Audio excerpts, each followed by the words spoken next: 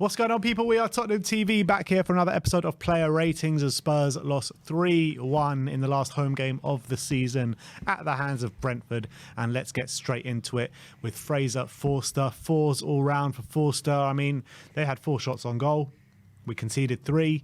And I felt like he maybe could have done better with the first one, but the other 2, I think they were just good efforts. I don't think he could have got close to them.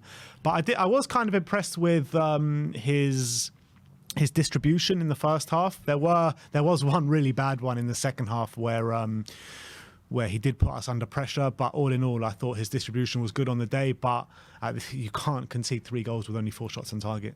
Yeah, you're right there, and I think the only thing I'd add to it is why I gave him a below average is, as we were talking in the review of the game, the defence was all at sea. Yeah. So there's a big problem in the defence, and you've heaped pressure on a keeper. What can he do if your defence his only line of defence is there, and it's shocking? There's not a lot he can do. So yeah, agree with the 4. Moving on to Emerson Royale, who was on the right of a back 4. Brian gives him a 5. I gave him a 6. I thought he was our best defender on the day. Nothing came down his side, really, and he nearly got on the score sheet as well in the first half with a nice header where it was just about headed off the line by Henry, I think it was. So I thought it wasn't the greatest display from Emerson Royale, but he was the best of a bad bunch in the back. Yeah, I'm with you with that. Happy to see him back from injury, because who would have thought we'd been saying that he'd be one of our most influential players towards the end of the season. He was best of a bad bunch and very average. Why go 5? Yeah. Let's move on to Davinson Sanchez. Brian gives him a 5. I gave him a 4. A few sloppy moments in there from Davinson. There was one where he just slipped up and really nearly made a foul, but it wasn't to be. Look, I think that, again, like, he wasn't the worst in that back line, but it just wasn't a convincing display and wasn't a great display by all accounts. So I've given him a 4. Yeah, agreed. You look at it, I think I gave him a grade as well. You look at it, his confidence has been shot to bits this season, obviously with the Bournemouth game as well. Came back, and most of it was happening down the other side, wasn't it? So I can't remember seeing the major slip up you said, but yeah, it's just not been a great performance by the whole defence. So yeah, I stand by what I said. All right, let's move on to Clement Longley. Brian gives him a 2. I gave him a 3. He was on the left of the back 2. And unfortunately, the goals were coming down his side. Both the goals. He was definitely culpable for 2 of the goals, or had his hand in 2 of the goals. And he just didn't fill me with much confidence on the ball. I didn't think he was offering us too much either. And yeah, just a poor display in my opinion. Yeah, I mean, I would give him a 1 if I could, but I've decided I'm not going to be that harsh. We're playing him in a back 2, and the whole reason he got dropped from Barcelona is because he couldn't play in a back 2. He needs to be in a 3. I think it has not been... When we signed him, people are, he's going to be that ball-playing centre-back that we need. He can play it out from the back. It's a huge letdown, and for the first goal, just letting Uepo just walk past him was just unacceptable. It's been a shocking season and a shocking performance from him, so 2. Ben Davis up next. Brian gives him a 4. I gave him a 3. Again, caught all out at sea for 2 of the goals. They seem to be targeting down that side, especially in that second half. I mean, it makes sense because Emerson, probably the best defender out of the lot, out of that back 4. And Ben Davis, I mean, he just kept getting caught. And 2 of those goals that we did concede, he got massively caught for. So, unfortunately, we have to give him a low mark. Yeah, I mean, with Ben Davis, for me... with him, it wasn't a great performance, but we know he hasn't got any pace. And as soon as Brentford put pace on him, he was done for. We have played him at left centre-back, left back. There's no consistency with this team, so he got played out there. Would Perisic have done any better, in all honesty? Probably not. So yeah, I gave him a 4. Let's move on to Yves Bissouma. Brian gives him a 6. I gave him a 7, and I thought he was the best player on the park in the first half. I mean, he was combative with the ground duels. He was spraying the balls out right and left, and with real quality as well. And the stats bear that out because he attempted 6 long balls. He completed 4 of them, 1 dribble attempt out of 1 dribble attempt, and he was successful with 3 ground duels out of 5. And he was just really positive on the ball, and I really like to see that from Bissouma. And it felt like when he was playing under Conte, he had the shackles very much on him, and it seemed like the shackles were well and truly off in this game. And it's probably his best performance from a starting position from him. Yeah, without doubt, it's best from a starting position. But you know what, like you said, he was very, very good in the first half. and he looked like he was going to be the talisman. And then in the second half, He tired, didn't he? yeah, and then he's come back from an injury. It's no fault of his own. Listen, he got above average. I think he's the only above average player I've given a rating to. So the first half was clear indications of what we do have and what we knew we did have, but just couldn't keep it the distance. Yeah, that's the thing. It's like when you don't play for so long and you're injured for so long, it's a hard task to play that for 90 minutes. So he did really well for the first half, but he tired in the second half, which was pretty much expected. So let's move on to Ollie Skip. Falls all round for Skippy. He did win that free kick that we scored from at 8 minutes in. But apart from that, it was energetic and he put himself about a bit, but it was just little to next to no quality on the ball.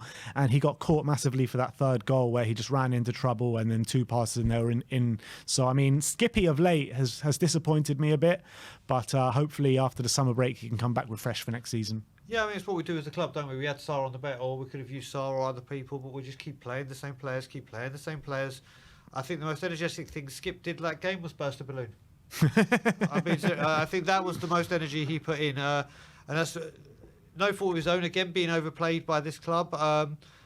We keep forgetting, because he's been about and on the scene for a bit, we just naturally assume he can do everything. This guy is 22 years old.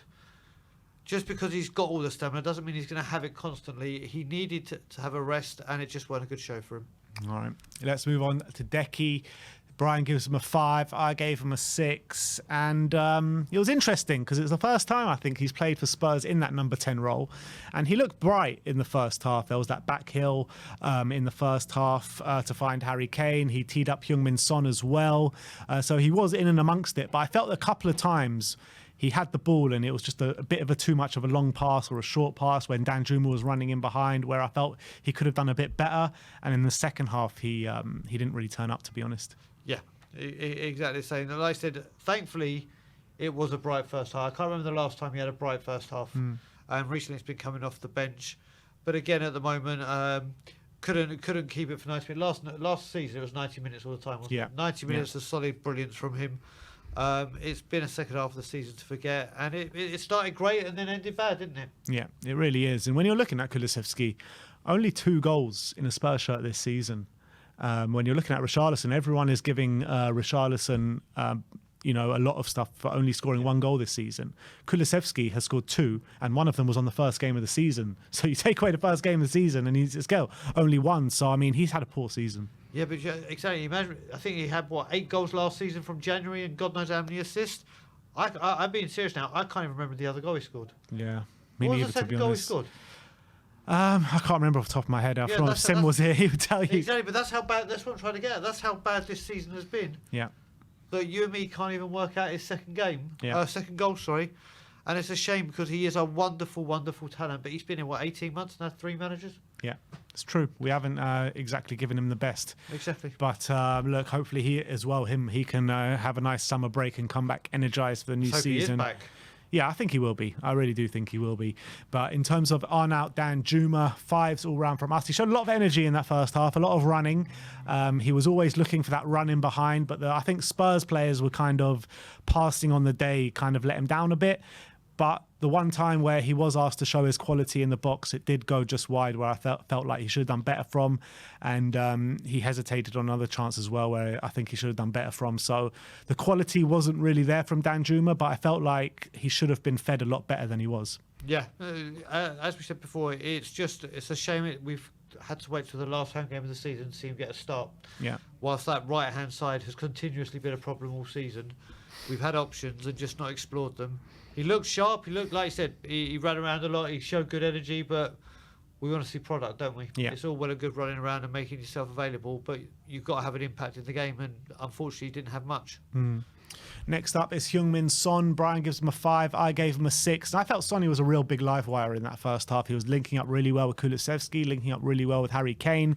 When it came to him to get his shots off, maybe he was taking some poor touches and stuff like that. But I felt he was causing Brentford a lot of problems, especially in that first half. But in the second half, he kind of just vanished out the game like everyone else, to be honest. But in that latter stages of the second half, he did put on a really nice ball to Richarlison, where maybe he should have done better from. Yeah, the only reason I've gone with the 5 is Heung-min Son should be. He's found a bit of form. A couple of those opportunities he should have put away. He should have got the goal. Unfortunately, he didn't. Like you said, he was a live wire. He's back to what we know he can be. He's having that kind of impact in the game, but he couldn't get the goal for his impact. So 5. Next up, Harry Kane. Brian gives him a 6. I gave him a 7. 8 minutes in, they get a free kick from Skippy. And me and Danny Kiriakou in the stands are laughing Kane off because we don't think he's going to score. We don't think he's going to do well. But it was a bit of a different routine. Kulusevski laid it off to Harry Kane, and he, with an absolutely amazing finish, top corner, curling effort, which was a brilliant goal. 28th goal of the season, which is an incredible season for Harry Kane once again. He was very much involved in the play in the first half. A really nice through ball to Heung-min Son, where he probably should have done better from. He was providing some really good link-up play for the attack. But in the second half, again, he just came out of the game like everyone else. Yeah, I mean, that shot is a thing of beauty. I mean, I remember when he broke the record, he started showing his top 10 goals. That might be a contender for the way that ball just flew into the air. That was sensational. But again, like I said, he had a couple of good passes and everything, but again, just faded out. And do you know what? I can't blame Harry Kane. But if it weren't for Harry Kane being sharp all season, God knows where we'd be. Literally. I was actually speaking to this with Danny yesterday, and we'd probably be like 15th or 16th, something like that. 16th.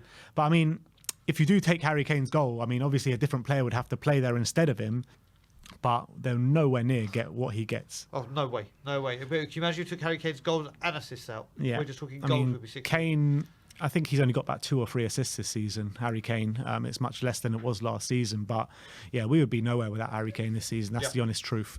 But let's move on to the subs. The only sub we are going to rate is Lucas Moura because the other didn't have too much time. Brian gives him a 5. I gave him a 4.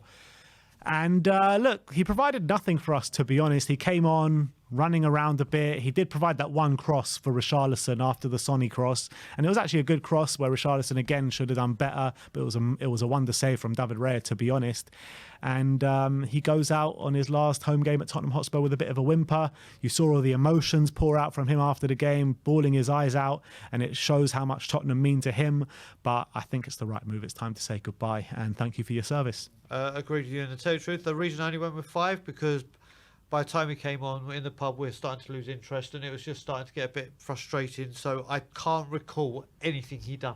Anything. Just that one cross is pretty much all he did. So I can't score him up. I can't score him down. So we're going bang in the middle. And last but not least, Ryan Mason. Brian gives him a 4. I gave him a 5. And look, he changed it up massively in the first half. He went 4-2-3-1. First time we've seen that this season. He put Decky in the hole. I don't know where Højbjerg or Romero were. They were nowhere to be seen. I don't even think they were on the bench yesterday. No. So it was a makeshift back 4 with Sanchez and Longley, Davis and Emerson, and also Danjuma got his first start. So you got to give credit to Mason for changing it up. And we benefited that for the first half because we were all over them. We put in a really good display in that first half. We were creating chances. It was just a shame that we didn't go more than 1 goal lead into the half time. But in the second half, when Thomas Frank changed it, he had no answers to that. He went to a 3-5-2, Thomas Frank, and Ryan Mason just literally had no answer to that whatsoever, which was a big shame because we've seen different variations in our play. Obviously, we've played the 3-4-3 this season. We played the 3-5-2 this season. We've even played a 4-4-2 at times this season. So I don't know why he failed to change it up, but that was a big down mark because the game was clearly getting away from us. We were 2-1 down within 20 minutes, 15 minutes of that second half starting.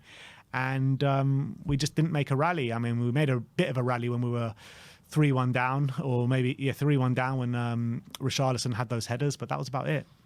Yeah, for me, one thing I have to admire with Mason is he has made some big change, dropping Dyer, doing this, doing that. He hasn't been scared to make the changes, but the reason he's gone down in my books for this game is exactly what you said. Where the changes are made during the game, he hasn't known what to do. It's all well and good making those changes before the game and see how the game, but it's how you react. And if you were going to put yourself down for a serious chance of getting this position, you've got to adapt in these circumstances. And all I saw him do is walking up and down the touchline, arms folded and shaking his head. That doesn't fix the problem. So yeah, for me, just for the lack of awareness in the second half, 4. All right. Well, there you have it. That is our player ratings for the final home game of the season. 3-1 loss against Brentford.